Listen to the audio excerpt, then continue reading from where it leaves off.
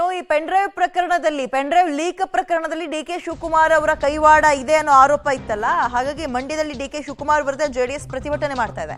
ಆರೋಪ ಮಾಡಿದ್ದು ಜೆಡಿಎಸ್ ಇದೀಗ ಪ್ರತಿಭಟನೆಯನ್ನ ಮಾಡ್ತಾ ಇದ್ದಾರೆ.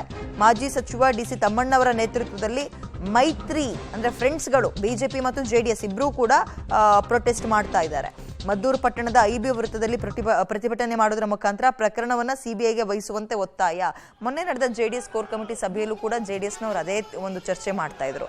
ನಮಗೆ SIT ಮೇಲೆ ನಂಬಿಕೆ ಇಲ್ಲ, ಅವ್ರು ಬರೀ ಒನ್ ಸೈಡ್ ವೆರಿಫಿಕೇಶನ್ ಅಥವಾ ತನಿಖೆನ ಮಾಡ್ತಾ ಇದ್ದಾರೆ, ಸಿಬಿಐಗೆ ವಹಿಸಬೇಕು ಇದನ್ನ, ಅಥವಾ ಹೈಕೋರ್ಟ್ನ ಅಂದ್ರೆ ಸುಪ್ರೀಂ ಕೋರ್ಟ್ನ ನಿವೃತ್ತ ನ್ಯಾಯಮೂರ್ತಿಗಳೇನಿದ್ದಾರೆ, ಹೈಕೋರ್ಟ್ನ ನಿವೃತ್ತ ನ್ಯಾಯಮೂರ್ತಿಗಳು ಅವ್ರನ್ನೆಲ್ಲ ಒಂದು ಟೀಮ್ ಮಾಡಿ ತನಿಖೆನ ಮಾಡಬೇಕು, SIT ಬಗ್ಗೆ ಬಿಲ್ಕುಲ್ ನಮಗೆ ನಂಬಿಕೆ ಇಲ್ಲ ಅಂತ ಹೇಳಿದ್ರು.